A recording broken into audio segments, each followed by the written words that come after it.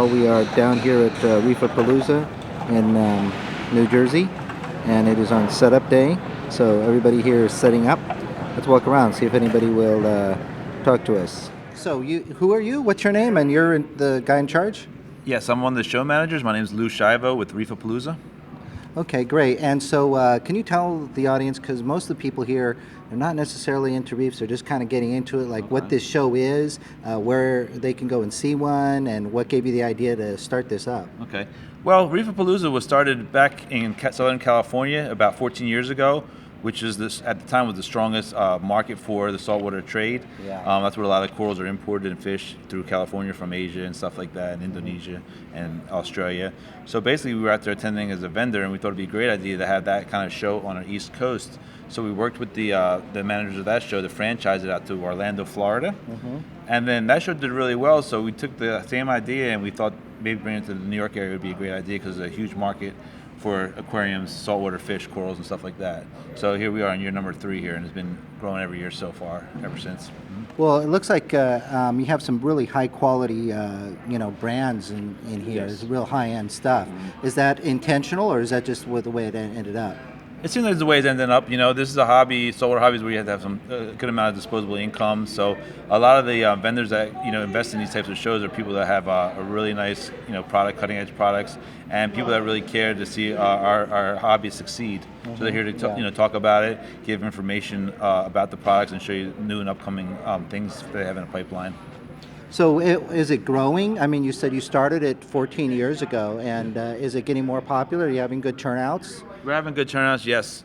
Right now, we've noticed about a 25 to 30% increase year over year, good, yeah. and we expect that this year as well, based off the pre-ticket sales for this weekend. Right. And you're having one in, you have this one in New York, and you're going to have one in California too. When's Yes. that? California's going to be this October is October 7th and 8th, 2017. It's at the Anaheim, the Marriott, the Anaheim, and it's going to be right next to Disneyland. It'll be the first year they're moving it over to that venue. It used to be at the fairgrounds in Orange County, so it's going to be a step up this year. Going to the hotel and having the show held in a nicer venue. And you have a couple of speakers who are appearing this here and in California. Is it the same people? Or? California, I don't know the lineup off the top of my head, but here we have Julian Sprung talking from Two Little Fishies, and he's also a really great known author here in our industry. Yeah, I just talked to him. You talked to Julian? Yeah, he's really good. We have John Capolino, which is he's like a professional hobbyist. He's been around in the hobby for maybe most of his life, and essentially he's got Tank of the Month at Reef Central, which is a major reef forum, which is a high recognition, and I think he achieved that twice. So he does numerous talks and shares his knowledge throughout the industry, different cities. Then we also have Colin from Coral Morphologic that is going to be talking on Sunday. He's really good. He has a different perspective on things. He has his photography and videography is phenomenal. He really gets deep and intense with the coral and gets really some great macro shots and gets to do some great videos that he shares on his page as well.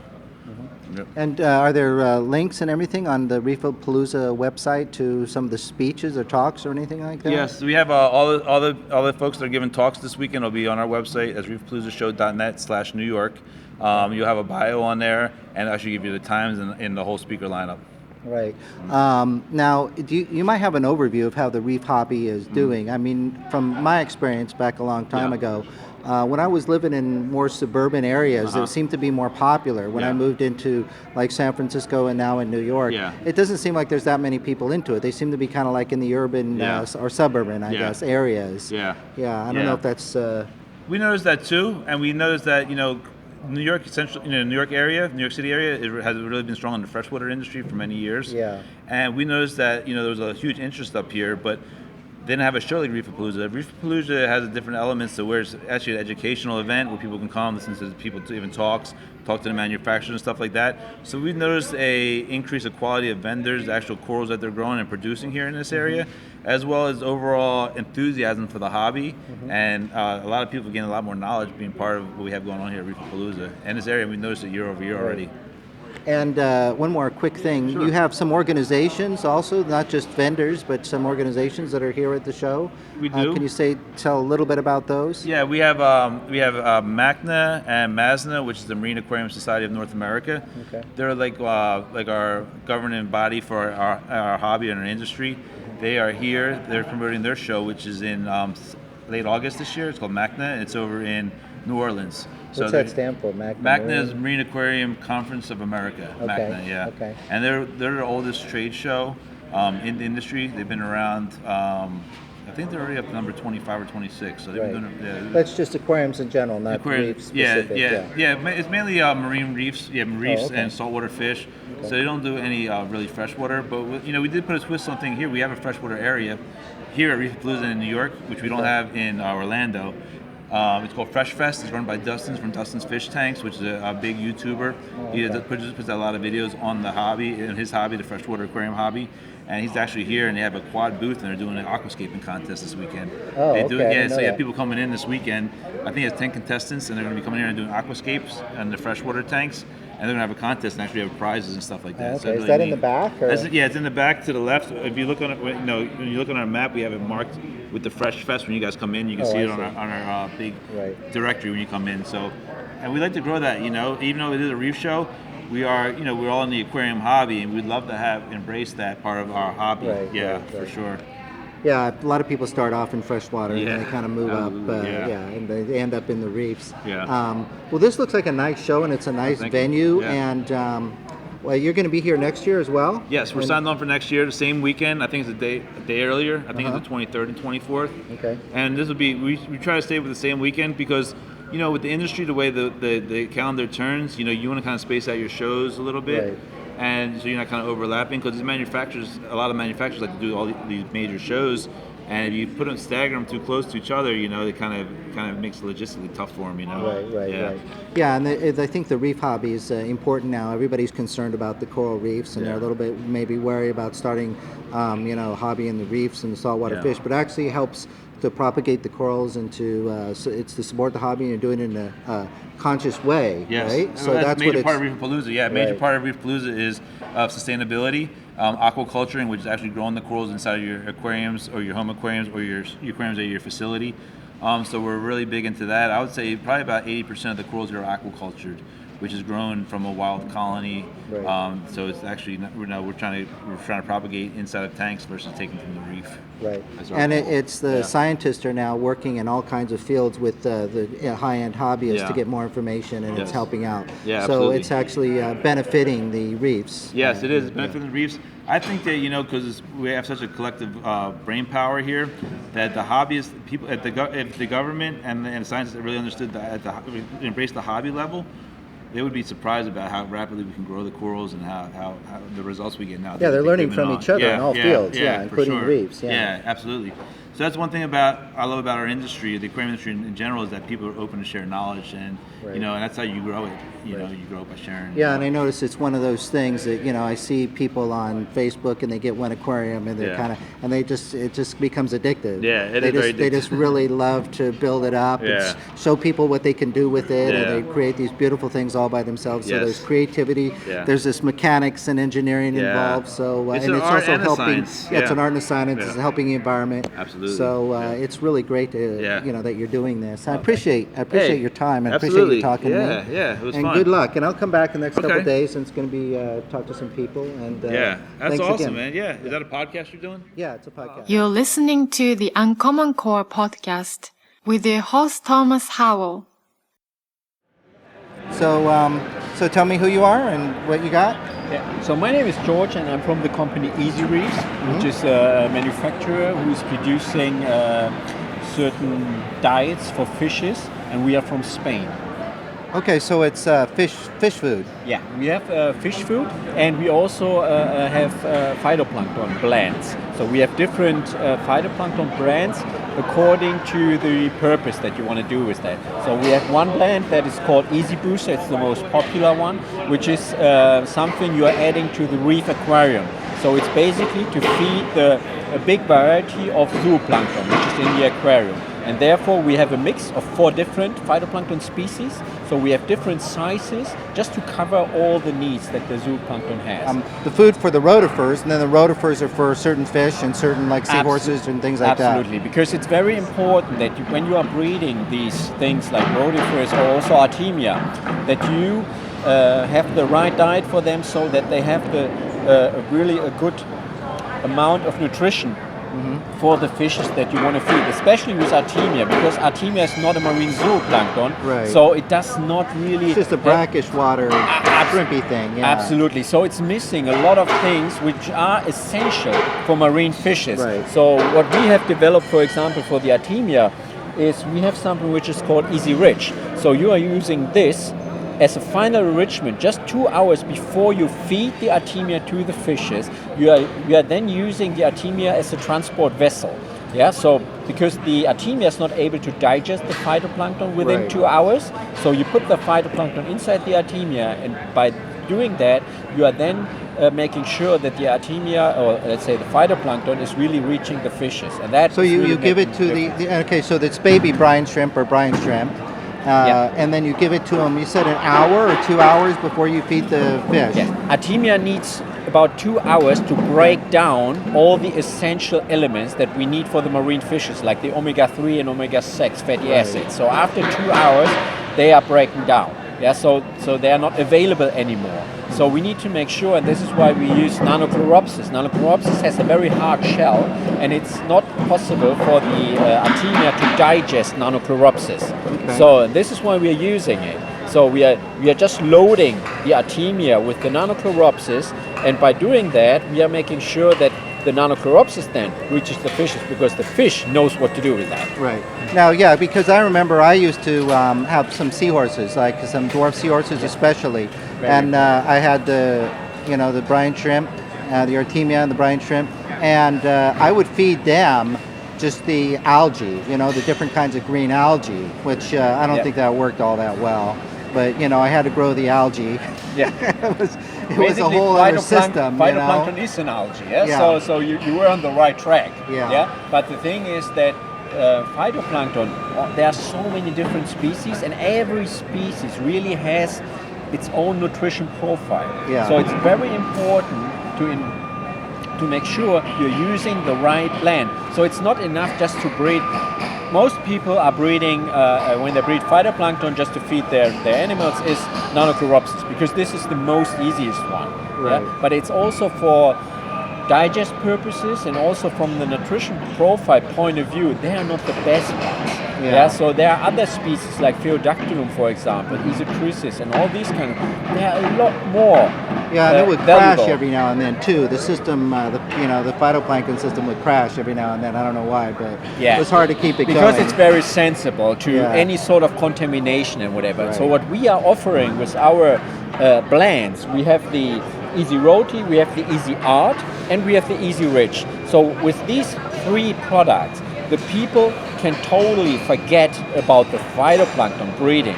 They can completely focus on the Artemia or on the rotifer breeding, which Right. makes life a lot easier, because Right. the phytoplankton thing is really what's so time consuming and Yeah. space consuming and so on. And this is what many people, when they decide not to breed, is because of the phytoplankton thing. Yeah. Because the phytoplankton stage is really the worst thing.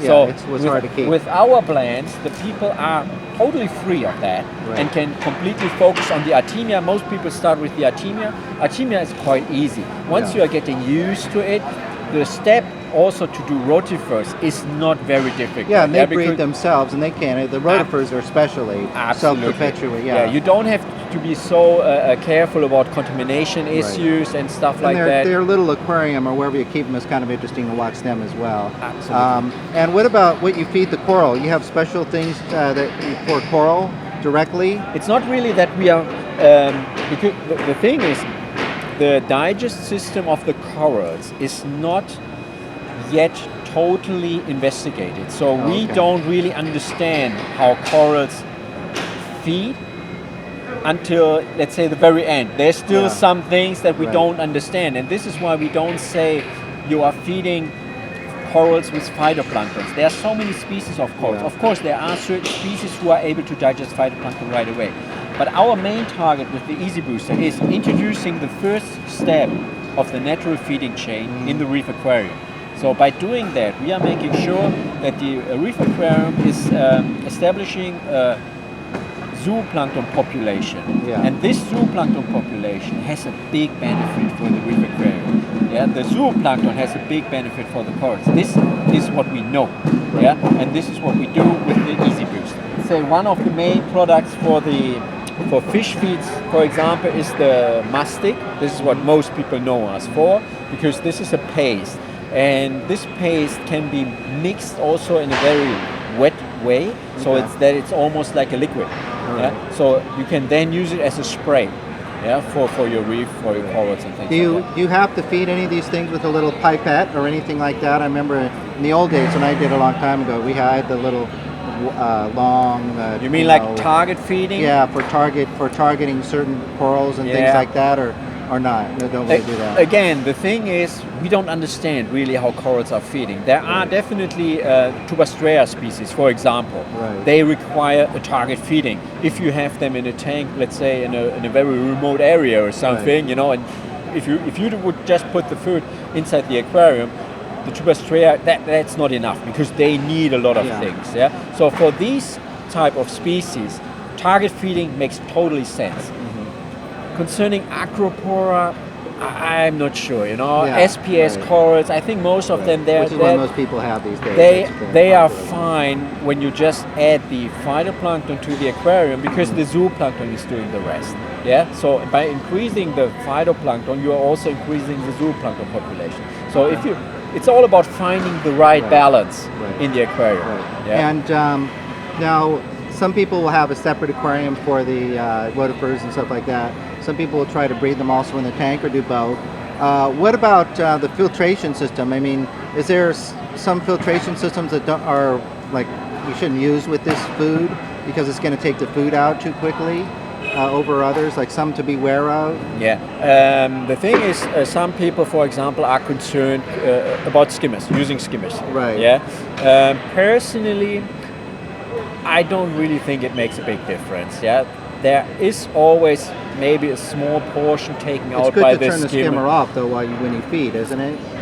Yeah, you can do that, but I think the amount that the skimmer is taking off of the phytoplankton is really too small. Okay. Yeah? So you don't have to worry about it. So no, I would not worry about that. Yeah. Okay. What about chemical absorption in the filters? Anything that's going to screw it up as far as that goes? No, I'm not aware of anything that is really then damaging or let's say decreasing the population of the zooplankton or something like that. Of course, another thing is, let's say, liquid absorbers, or all sort of chemical liquids which are doing certain things in the aquarium. This is where I would be a little bit, let's say, sensible. Yeah, like but on mechanical like things, no, canister filters. The let's say the mesh in the canister filter is too wide. You know, every phytoplankton will go right through it. Yeah? So because that's so small. Yeah, because one of the tricks is trying to build up a system and knowing everything from the beginning, so that you're not kind of like defeating your purpose somewhere along the line. You have do you have a website for this stuff, or where do people usually find this? Is it in most reef stores, or? Oh yeah, so we have a website which is called Easy Reefs. Okay. We have a quite popular Facebook page, and this is what I recommend to most people, because many users like to share their experience they are having with our unique products. Right. Especially with the mastic, for example, which is a food paste. And it's made for very finicky feeders like copper bands and things like that, Moorish idol, and we became very popular for that. So for solving the problems. So those are of good many for the copper band butterflies and the Moorish idols and things like that. Absolutely. This is why we are using it as a symbol for our company. Yeah? And that's this one right here, Ziki, the pellet. The Decay is a pellet which is made on the recipe of the mastic. The mastic is really this one what we have here, and this is available. It's a fine powder, so it comes in a fine powder. You are adding water to it, and what you are getting is like an instant meal. You can compare it a little bit. Once you put it in the tank, it doesn't dissolve right away. No, it doesn't. It doesn't dissolve. You can. Sorry. You can stick it on a glass, or you can stick it on the live rock.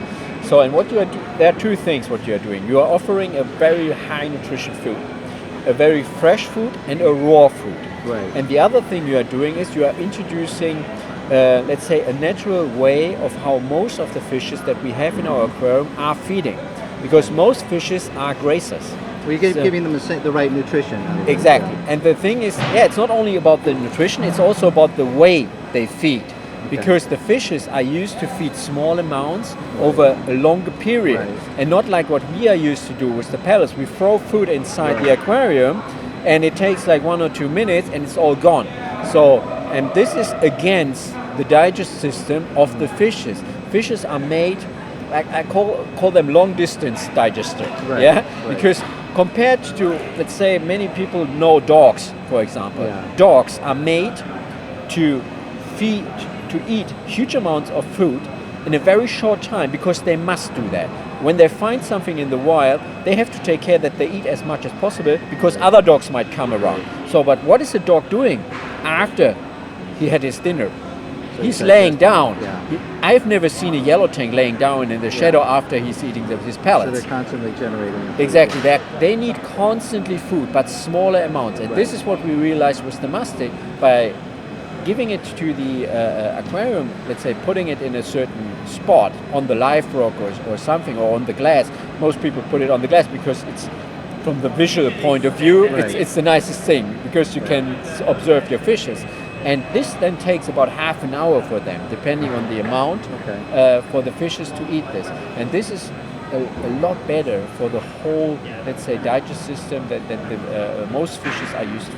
And where do they? One last question. Where do they keep? Like, do you keep it in the refrigerator? Is it room temperature, or and do you buy bulk, or how would someone go about when they buy it? Do they just I think most people first start with a small amount just to see how it works. Right. And then what you can do, there are various options. We have them in bags of 14 grams. 14 grams, if you mix it, you have around 20 grams of food. This is, I would say, for an average tank, let's say a 50-gallon tank would need about this is an amount you would take within a week, I would say. Okay. And you can keep this for a week in a refrigerator without any problem. keep that in the refrigerator? If you the wanna- product in room temperature. If you want to make larger amounts, you can put it in a freezer and keep it there for 5 weeks. Oh, okay. Yeah. So we have people who are preparing larger amounts, and then they use, for example, these egg crates and make cubes. You know, they they form a plate. And you could put them frozen in the tank, I guess. You can make it. You can Like put ice it frozen. cubes? Yeah, Yeah. absolutely. Yeah, but they stick a little bit better if you thaw them a little bit. Yeah. Yeah. So because you want to stick it somewhere. You want it to not Yeah, float. because otherwise it just drops down, and this Yeah. is not really a game because then you have the fish hunting for it. Right. Yeah. So Okay. Okay. All right. Great. And your website? You say you use a Facebook page. yeah. What's the just name of it again? Easy Reefs. Easy Reefs. Okay. And you also have a pound sign here. Feed the Impossible. So they could find some pictures by looking on that. Absolutely. Feed the Right. Impossible this is what we are most popular for because we saw so many fishes who, for example, butterfly fishes, dedicated polyp Right. Well, you have feeding pictures species. there of them right there. I can Yeah. see that. You've got the Moorish idol, and Absolutely. you've got my first fish I ever had, which was a copper-batted butterfly when I was like 14 or 12 Okay. or something. Yeah. So yeah, and they're beautiful fish, and they're a little picky about the food. Absolutely. They do eat, though. I think the copper-banded butterflies and the do eat the little troublesome sea anemones, though. I figured that out later. Yeah, sometimes Something, they're yeah. starting picking on it, but I Yeah. don't know if they're doing it because they're desperate for finding Yeah, food. yeah. Yeah, so something which we also saw, because many people say, yeah, but ours is eating mysis. The thing about mysis is 80% is water. So the copper band, he has to eat a lot of mysis. Right. Yeah, and in most aquariums, he is not able to get this amount because he is too slow. Right. Yeah, when the people are feeding frozen mysis to the aquarium, it takes a minute and, And they it's could gone. They could waste away. They could waste away pretty quickly, actually. The Yeah. copper-banded butterflies, Yeah. and the Moorish Yeah, idols too. it's- yeah, so- but this is mainly because of feeding, because it's Yeah. just not enough food for them. Right. And with the mastic, they really, because the other fishes, they after a certain time when they had enough, they stop picking on the mastic, and the copper band is free to do whatever he wants with it. Yeah, because he can go there and pick on it as long as he wants. Right. Yeah. Okay, well, thanks a lot. Thanks for talking to me, and it's very Thank you. interesting. Good luck with your product. It's setup day, so you have the easy. You just have like a couple of little packages to set on the easy, table. yeah. Everybody else is screwing things and plugging things and moving water in. So enjoy. Have a good show. Bye-bye.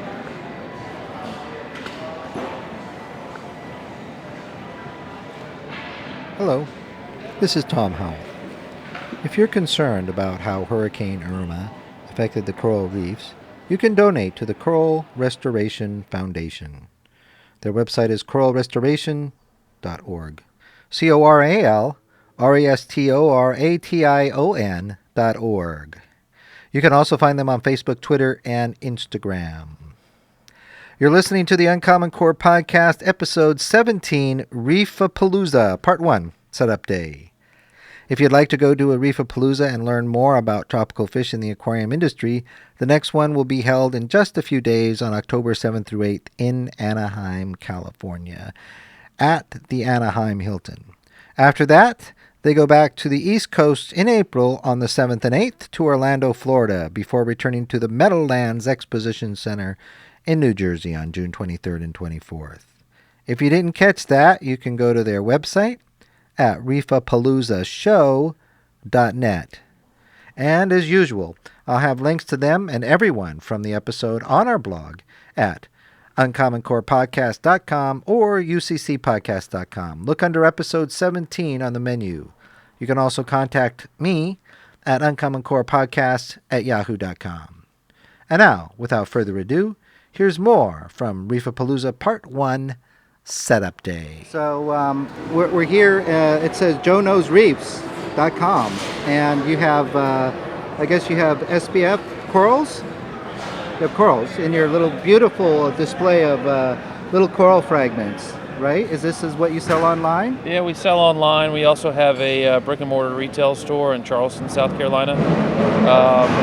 We have a mixture of all sorts of corals, from soft corals to stony LPS corals, SPS corals, and a little bit of everything in between. Now, is it just since we're in the setting up day, is it difficult? Do you have to get all this stuff set up, and is it a little dangerous to the corals, or? It can be. We've done this for a good little while now. We have a pretty good system down. We drove up through the night, Wednesday night, and got here yesterday morning. So the corals had been in coolers for about 48 hours by the time we got them out into the tanks, and we lost less than 1% of the corals. Everything seems to be doing pretty well, so we're pretty happy. Yeah, you have quite an impressive display here. And what do you have where did you say your main store was? It's in Charleston, South Carolina. It's a brick and mortar store.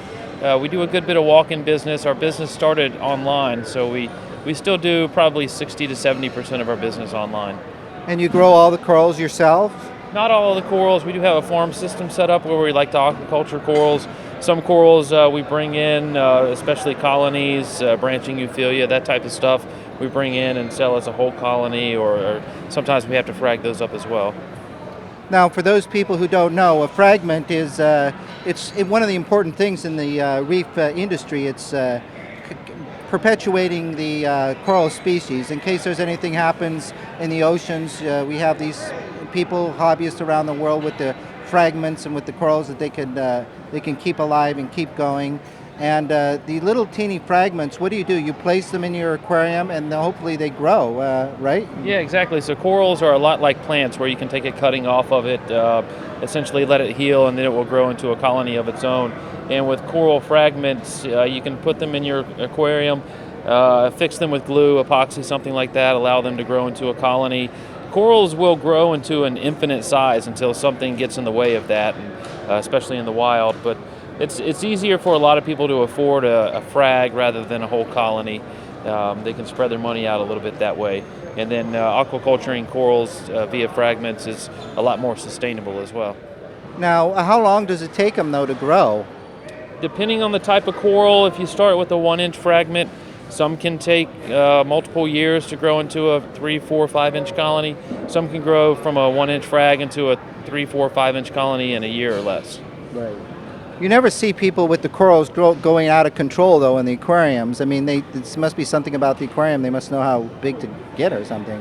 Yeah, No. they're limited as far as how they can grow, and then when they do get big, they'll encroach on each other. A lot of people that have established long-term tanks, they have to trim their corals to keep them from touching each other.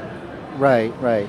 And do you sell products and everything else on your website? On our website, we only sell livestock. Occasionally, we'll offer some dry goods. In our store, we offer some dry goods as well. But our primary business is livestock. Do you have any recommendations for keeping the corals healthy as far as products out here that you think are your favorite, some of your favorites? I have some of my own favorite products that I like to use. I like Me Coral. The Two Little Fishies is a good brand as well. Everybody has their own decision, I guess, their own favorite products. That's kind of what makes it fun. Yeah. Yeah, it is, and the biggest thing really is keeping everything constant and keeping everything stable. Right. And is there anything, any specials that you tend to offer occasionally with the show, or? At the shows, the prices are a little discounted as they would be from the store, and we usually offer buy three, get one free on some of the lower end items, and then on the second day of the show, the prices usually go down a little bit as well. Okay, real quick, because a lot of the audience that I have would probably be curious about starting out. What would be the better corals to start out with? Some of the hard corals, or would you start out with some of these other ones over here, the soft corals? Generally soft corals. Soft corals don't have a calcium-based skeleton like you and I. So soft corals are a lot more tolerant to swings and differences in water quality. They also grow a bit quicker as well. So a lot of people start with soft corals and use that as kind of a judge as to how well they're doing, and then kind of move up from there to other hard corals. Right. And do you sell mushrooms or anything like that? Yeah, we sell mushrooms, zoanthids, clavularia. We have other various forms of soft coral, and then as far as hard corals go, various encrusting chalices, favias, gonioporas, all sorts of other items. Oh, you have gonioporas too, huh? Is there anything like trends right now in purchasing, or do you get all kinds of things at all times? Yeah, over the years it's changed. Several years back it was Australian acanthastrias, which are now called Micromusa. A couple of years after that were the chalices. Right now it seems that Acropora, which is in the SPS family, it's stony coral, a little bit more difficult to keep, but that seems to be the trend right now. Mm-hmm. Colorful, unique SPS corals. Just real quick, what's your opinion on setting up the reef? Because there was some kind of a show, where they set up these weird aquariums. They set an aquarium in a Coke dispenser, like a Coke machine or something. But I think most of the people at the reef show here more want a natural reef with natural corals. Do you have any thoughts about that kind of a thing? Yeah, a lot of people on the shows you're talking about, those generally are tanks that are what we call fish-only tanks, and they may have decorations or coral decorations in there. And you're allowed to keep fish in those types of tanks that won't necessarily eat coral. Some fish eat corals. So in a traditional reef tank, you're somewhat limited on the type of fish that you can keep, and you also have to pay a lot closer attention to water quality, your different parameters, and everything like that as far as a reef aquarium goes. Yeah, the reef is the real challenge. I mean, you want to replicate a natural setting and a natural environment and get the kind of corals that would be naturally together, and then just the minimum number of fish in there. And they're really beautiful and interesting to keep on there. Do you have any favorites of corals that you keep in your own tank? You have a tank, right? Yeah, I do have my own tank. It's in my store. At home, I have a little 16-gallon nano for my daughter, but my own personal favorite are Acropora. They're kind of the more challenging, more difficult corals, and it seems that the longer that people are in the hobby, they kind of move towards that because it's a little bit more of a challenge as far as keeping those corals healthy and colorful. And the nano reefs nowadays, it used to be back in the day that the big tanks were a little bit easier to keep because any variation. But nowadays, I think the reef tanks, with all the equipment we have now, it's a lot easier to keep a little nano reef tank, I think, isn't it? It is. Just in general, reef keeping has come a long way as far as equipment and technology. It's a lot easier now than it used to be. And with the nano aquariums, they've become real popular, the all-in-one units. The filtration, especially chemical filtration for those aquariums, has really come a long way. So they are a lot easier to maintain now. It's very easy to set up a little 10 or 20-gallon nano and maintain it properly and not have any real problems. Right, yeah, and they're quite beautiful. And how's the business? Are you doing pretty good? Business is good. Summertime is generally kind of the slump, so to speak, for the aquatics industry because people are on vacation, Right. they're out on the boat, they're spending time outdoors. Generally, when it begins to cool off and people spend more time indoors looking at their aquarium is when sales really begin to jump, and that's usually around Labor Day, probably through the Memorial Day. So summertime is kind of the downside. Right. And even though you have to know a lot in order to have a reef tank, actually setting up a reef tank and having it stable is not a whole lot maintenance as you would in like maybe a normal fish tank. As long as you know the parameters and you monitor those, then the tank is pretty solid once it's fixed. Yeah, once it's established, it's fairly Once it's easy to established, maintain. yeah. The biggest thing is purchasing good equipment, good quality equipment. With equipment you can buy cheap knockoffs, or you can buy good quality, brand name stuff that's known very well. So good quality equipment really is the key. Right. And so you recommend good lighting, that's the main thing, and good water quality. Yeah, with the reef aquarium, trying to save a buck, so to speak, is what gets a lot of people in trouble. Right. There are a lot of cheap Chinese knockoffs, so do yourself a favor. In the long run, you'll save money by buying good equipment in the beginning. Right. Well, that sounds good. You got a beautiful display here and a good company here. So it's Joe Knows Reefs, JoeKnowsReefs.com, and that's where they go, right? Yeah, that's right. Yeah, joeknowsreefs.com. We're also on Facebook, Instagram, social media. So if you have any questions, feel free to ask. Right. Okay. Well, hey, thanks a lot for your time and Thank telling you. us about it. You got a great product, beautiful display as well. Thank you.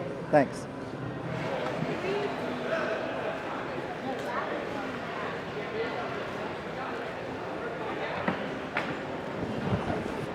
Okay, so here we are with the famous Julian Sprung, setting up and hammering things together all by yourself. Well, I'm not all by myself. I have a little bit of You help have a here. little We got- crew, but you're out screwing and hammering. Yes. Yeah, I screw around all the time. Right. No. So tell people about your famous brand and what makes you so famous. I mean, you've got the best books on reef keeping and on fishes. I think I have a lot of your books, if not all of them. So, and you've been doing it a long time. So tell us a little bit about who you Yeah. are. And Hi. So Two Little Fishies started in 1991, and the first product we had was a video, an educational video. And at that time, I was writing a monthly column in a magazine called Reef Notes, and that was Freshwater and Marine Aquarium magazine that no longer exists. was that the one that had the little clippings that you used to put together in a binder? They did, yeah, they did do that. Yeah, That's okay. right. But Yeah. it's been many years since they published, and at the time, in '91, when I was writing that column, I was famous just from that. I would do lectures in different places. People would write to me. We didn't really have this internet where people could exchange so easily. So people would wait every month to get their issue, and I would write about the latest and the And greatest. it would be a little like fold. It would be like a little pamphlet kind of a thing. But Well, no. 50 pages or something? No, Fama magazine was more like Oh, 80. Fama magazine. Yeah. Okay, I was thinking of the little. Oh, the something little else, the fold little one was folder one that we made. That was called Aquarium Frontiers. Okay. So, like I said, Yeah, the that's the first one I was product thinking of of. Two Little Fishies. See, you've been around a while Yeah, too. and they used to. We used to put them in binders. There you go. Yeah. Yeah. So- Yeah, Two Little Fishies. We started with a video called An Introduction to the Hobby of Reef Keeping. A few years later, we made that magazine, which was called Aquarium Frontiers. And we started producing products. Then we started publishing books. And my fame just grew more and more, even though I can still walk down the street and nobody has a clue, right? Anyway. Just but like it's- John Lennon. Oh God, don't scare me. Okay, all right. Yes, but it has happened on a few occasions where Yeah. I've either been in my own neighborhood or even traveling, Right. where people have come up to me and say, "Aren't you Julian Sprung?" And that really freaks me out. It's Yeah. very strange because really, I mean, aquarium keeping is it's a small world, at least from my Yeah, but as far as the books go on aquariums and reef keeping, you've probably got the best known or among the best, and they're one of the best qualities too, because just having the book, it's almost like a coffee table book, because the images inside are so beautiful and it's so well made. It's just it's a very interesting book. Thank you very much. I appreciate that. We did make an effort to make the books beautiful. The graphic design was done by the other little fishy and two little fishies, Danny Ramirez, who has since retired, and the work that I did, as well as Charles Delbick, who was a co-author on some of these books. That's what you see. If you're feeling that it looks like good quality, it was our group. Well, I think people into reef keeping are visually oriented, so they see a book that's kind of graphically laid out and displayed. I think that's very appealing because they want to look through it, and it's very easy. I think you have this one on invertebrates and you have one on corals, right? Correct.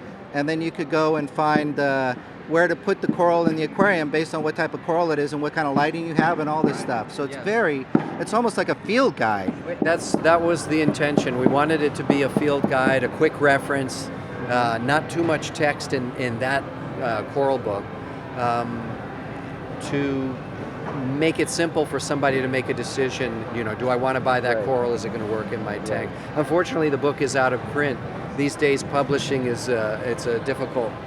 Well, you could still find it on eBay and on Amazon, and you could even find new copies every now and then that are in the plastic if you're lucky. Rarely, but yes, they are. They're still circulating. Well, how come they're out of print? I mean, why? What happened? Publishing has become a challenging industry. I mean, we actually published and printed those books.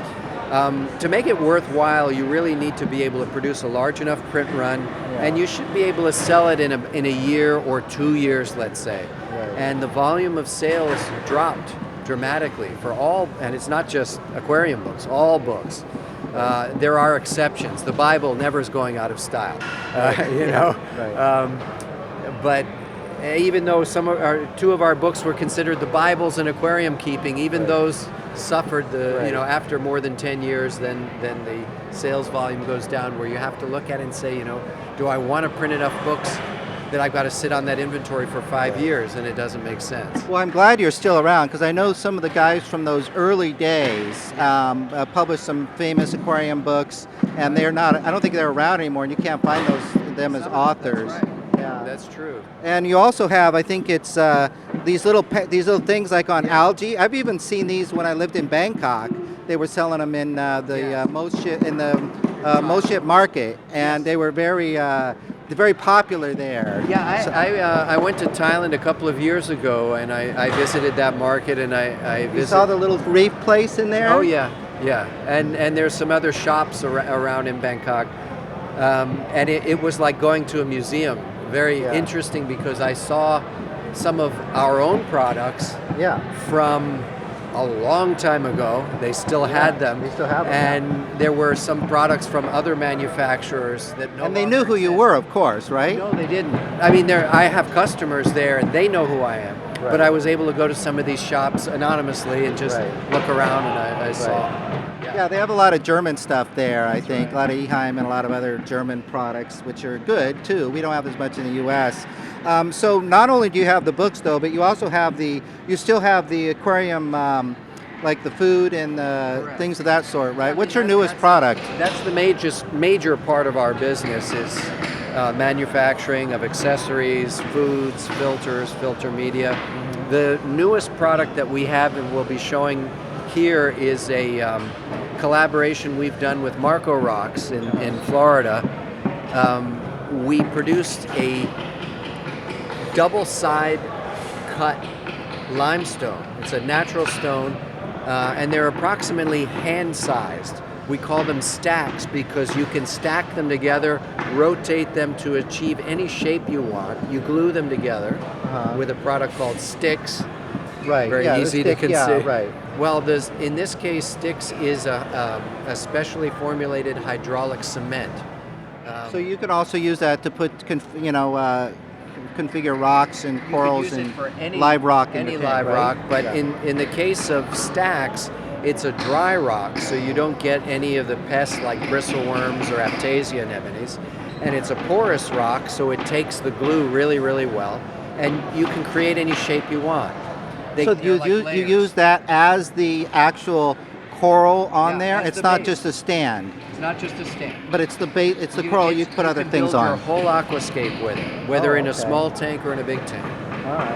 It's if you understand the concept of 3D printing, how Yeah. it's in layers. Imagine that with rocks. So how do you shape it? Do you sand it or file it, or It is the rocks themselves naturally are porous and very organic, irregular shape. so you can file And this them, is yeah. sliced. Well, it's sliced like bread. So Oh, you take okay. a rock and it's like cutting a loaf of bread. Oh, all right. And then those pieces can be put together in any shape you want. You'll have to see it later. You just come Yeah, by well, and the people on the podcast will have to look at. Well, what's your website? Do you have a website for all this stuff? www.twolittlefishies.com, but Stax is not on there yet. Okay. If you do a Google search for STAX and maybe Reef-A-Palooza, where we showed it, Reef-A-Palooza Orlando, you'll see some videos Right. demonstrating it. There are a few on there. You also have some solutions, right? Is it the food, the coral?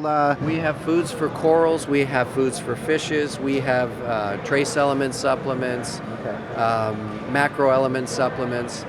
I think you have some of the best solutions out there, right? They're always getting some of the best reviews. It's a high quality product, right? Yes. Yeah. And we've been around a long time making these things. Yeah, I've used I personally recommend the Two Little Fishes. I don't know which ones I've used. It's been a while, but Seacam and Two Little Fishes were the ones I used to stick with. Very good companies. Yes. Yeah. Thank you. And where are you? Where's your central office? We're in Miami. Oh, you're in Miami. Oh, how lucky. Yeah. Do you have any comment before I finish up here? Do you have any comments on like the destruction of the reefs or the cyanide that they're using now? well- I guess they have a new thing where they're going to test. They could test fish in fish tanks that there's been Yes. Well, cyanide's been that's used. Been a long time subject. Yeah. Destruction of reefs. Well, that we could go on a separate podcast. But if you want to focus on cyanide. That was a practice that began in the Philippines, probably in the 1960s even. Right. Cyanide is a poison, but some people discovered that squirting it in the reef, you could stun the fish if they were dosed at a low level. Unfortunately, the dose stunning to dose killing is not very clear. So fish that are stunned now may end up dying weeks later Right. from the injury that they suffered. Into their internal organs. Yeah, exactly. So it's really not something that the aquarium industry condones. And there's a way of testing, isn't there, that's coming Well, out where they that's- can test the fish or the fish tank It's because they now- urinate or something in the water? Correct. Yeah, the fish that have been exposed to cyanide will produce an ion that can be measured in the water. So that testing method is being rigorously proven to make sure that it is accurate. And it looks like right now it is something that can be done. It's been a dream for years to be able to utilize that to basically separate the good suppliers from the bad suppliers. So the solution, though, is to what? Just to breed the fish? Because No. it's hard to catch them in the fish tank, let alone in a reef, you know? So, I support the wild aquarium fishery. By and large, collecting of marine life for aquariums is a sustainable practice, and it adds value to the reef. It gives people in all of these countries a form of income that is beneficial to them and to the environment. They want to protect the reef. Are there destructive practices out there? For sure. There's dynamite fishing and cyanide fishing, as you mentioned. They are also used for food fishing. Food fishing in Philippines and in Indonesia often involves the use of cyanide. That's something not widely publicized. So this test being employed will help not only our aquarium industry, it will help clean up the food fishing industry. you said you support, what was it, the name of the organization again? Oh, well, there's a number of organizations, but what I was saying is I support collecting of marine life, wild collecting. I also support aquaculture, mariculture. I don't think one should be promoted in exclusivity to the other. The whole picture is what really works for the hobby. It's important to get that message across because there are too many anti-aquarium groups that make a point of positioning wild harvest as destructive, and it really, really isn't. There are exceptions that we just brought up. And the aquarium industry, is doing its best to fix that, including working on this cyanide detection. Now, there also, there are issues people may talk about, whether endangered species, coral bleaching. There's a number of topics. Now, you talked about an organization, Pet Industry Joint Advisory Council, that's called PJAC. Okay. MASNA, the Marine Aquarium Societies of North America. These are organizations that work on these subjects. Right. These political subjects is what they are. Yeah, because there's got to be a solution. We need to have people breeding the coral and catching the coral, and I think it's good for the industry to have a hobbyist out there. They're learning things all the time. Yes, we are. The aquarium industry, we learn all about how to maintain and culture these things, and that knowledge benefits the scientific community, and it ties back to reef restoration. You have basically aquarium background people cultivating corals in the wild, mariculture, and using that for reef restoration. The Coral Restoration Foundation is a classic example, but there are other examples around the world, not just in Florida, the Caribbean, but even in Indonesia and in the Philippines, using corals maricultured for reef restoration. A lot of corals coming out of Indonesia now are maricultured, not wild collected. Sure, the parent colonies are wild collected, but they're now being propagated in the sea in vast farms, very, very large areas. And this could be even more important once with the disappearance of the reefs, right? Repopulating the reefs and all of that. That's where reef restoration comes in. It's helpful to have, a local source of the right corals when on the reef you get a bleaching event. It begs the question, is it safe to have all the corals in one basket in the sea? The fact that the corals die on the reef doesn't necessarily mean that they're going to die on the farm. Some of the farms, are in a habitat that, for whatever reason, the corals thrive there and they may die on the... Well, they do that with endangered species. The zoos do that, and they do it with the frogs in the Amazon and things of that sort. So it's important. Okay, getting back real quick before we close up, you said there was a product or two that was new that you came out with, a solution? Let's see. Yeah, the snacks is there. Watch your step. You get an idea here now. Oh, okay. So they look like rocks. I was thinking of a wafer kind of a thing. So they look like coral. Yeah, they are. Oh, wow. I mean, they're limestone, and you see how you can rotate, and then. Oh yeah, but they look. You don't have to do anything. I was thinking of. That looks great. A whole aquascape that way. Yeah. So. Okay, that's pretty cool. What do those go for? What are the prices on these types of things? I don't know. You don't know? Pricing off the top of my head on this. Right. Yeah. And you also have the substrate. The sand. That's correct. And we have a bunch of magnetic devices. Some for cleaning the windows. Some for helping to feed fishes, like the Veggie Mag. You can clip the food on that. Okay. Magnetically coupled. All right, well, it looks pretty good, and it looks like you have a ton of products up there, something for everything. Do you have the different kinds of chemicals as well, also? Okay. So there you can see the bottles there. We have various types of cement. I mentioned sticks. That one is new, but we also have cyanoacrylate, which are super glue types. You still have what is it called, the snow or whatever? Marine you have the snow. That was snow? still a very popular product. It is a food for invertebrates that duplicates the. It's called aggregation or how do you call that? Well, it was the first of its kind when it first came out, I think, back then. So it was kind of like broke new ground in the industry. It is. It matches a process that occurs in nature. If you've ever been either in the sea or in a lake and you look through the water at the sunlight, you see all of these organic particles. They have to how to recreate that in the movies. To get that natural effect. Right. And the invertebrates feed on that. Right. It's a food source. So, Well, hey, I really appreciate you taking the time. Nice it was to meet fantastic meeting you. Good luck. You're going to be talking today. Good luck. And fantastic job in the books. They're my favorite. I'm glad to hear that. I can't get enough of that compliment. It's a lot of work. Thank you. Well, they came out well. Thanks. Well, that's it for Reef-A-Palooza Part 1 Setup Day. For advertising on the Uncommon Core podcast, go to www.advertisecast.com/1306. That's advertisecast.com/1306. I think 13 6-year-olds. And you can find us on Pinterest at www.pinterest.com/uncommoncorepod or Instagram at instagram.com/uncommoncorepodcast, Twitter, UnCommonCore at UCC Podcast, Tumblr, UnCommonCore Podcast. Merchandise such as bags, shirts, dresses, and towels featuring the mug of Q the Pug can be found at hugthepug.com.